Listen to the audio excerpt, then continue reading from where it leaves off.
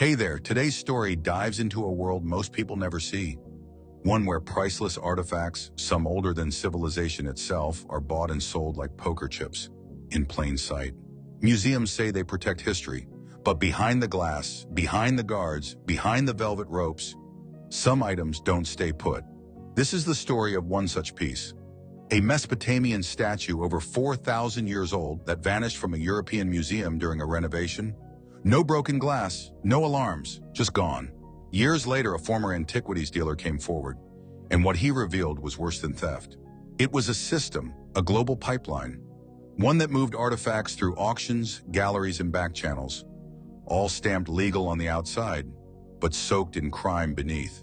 By the end of this video, you'll know why some museum pieces vanish forever, and why a handful of people at the top want to keep it that way. Michael had been in the business since the 90s, started with estate sales, then local auction houses. By 2005, he was consulting for private collectors, the kind who don't display their treasures, they hide them. He was asked to appraise an unlisted piece, a statue, small, worn, looked like ancient Sumerian craftsmanship. But what caught his attention wasn't the item, it was the shipping label. It listed the piece as decorative stone, valued at $145. No country of origin, no paperwork, but Michael knew what it really was. A museum artifact worth over $3 million. He asked where it came from. The client smiled and said, "It's better not to know." And that's when Michael realized he wasn't appraising anymore. He was laundering. Michael started noticing patterns, artifacts arriving with vague descriptions. No provenance, no custom stamps. Often declared as ceramics, garden decor, or old religious items. One shipment came packed. He found out there were shipping firms that specialized in smuggling antiquities, using diplomatic pouches, church donations, even humanitarian aid shipments. And the destinations?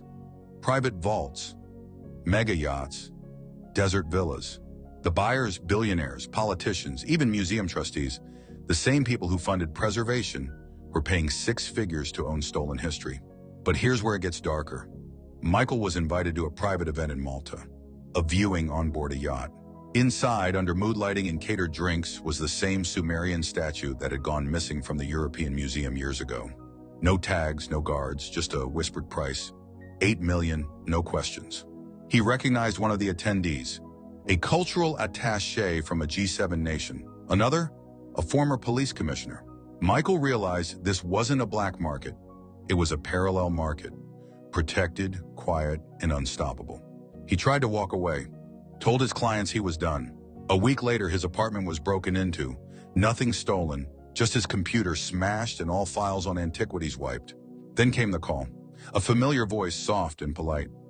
"You don't leave this circle, you just stop asking questions." Michael fled, changed cities, but every time he opened a bank account, it was closed within a week. Job offers vanished. Airline tickets were mysteriously refunded. He didn't just lose business, he was erased. Eventually, he gave a partial confession to a documentary crew. The footage was aired once, then pulled due to legal challenges. And the Sumerian statue, last spotted in a private collection in Dubai. Unlisted, still missing. Today, thousands of artifacts sit in glass cases. Thousands more sit in vaults, owned by people who stole them with ink, not crowbars. And museums? They don't always fight back. Some trade pieces quietly, some accept donations with no questions asked, and some just look the other way in exchange for money or influence. Michael says the industry isn't about history anymore. It's about power, control over objects that should belong to humanity, not hedge funds. And if you think there are watchdogs, think again, because the watchdogs are often at the auction table too. He put it simply, we didn't steal artifacts, we erased context. We sold stories without origin, and the world paid cash. Some crimes leave bodies, others leave empty pedestals, and questions no one dares to answer.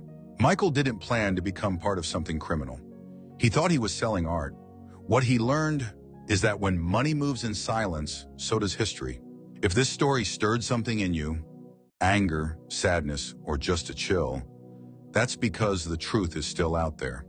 And many voices who tried to speak about it were silenced. Thank you for watching today. Truly, your time means everything. I hope your day is calm, your health strong, and your mind stays sharp. We post new real stories every single day, exposing hidden systems, lost truths, and the shadows behind polished doors. So please, hit that like button, subscribe to the channel, and leave a comment below. Have you ever seen a piece of history that felt out of place? Take care of yourself, and remember, some treasures don't get stolen in the night. They get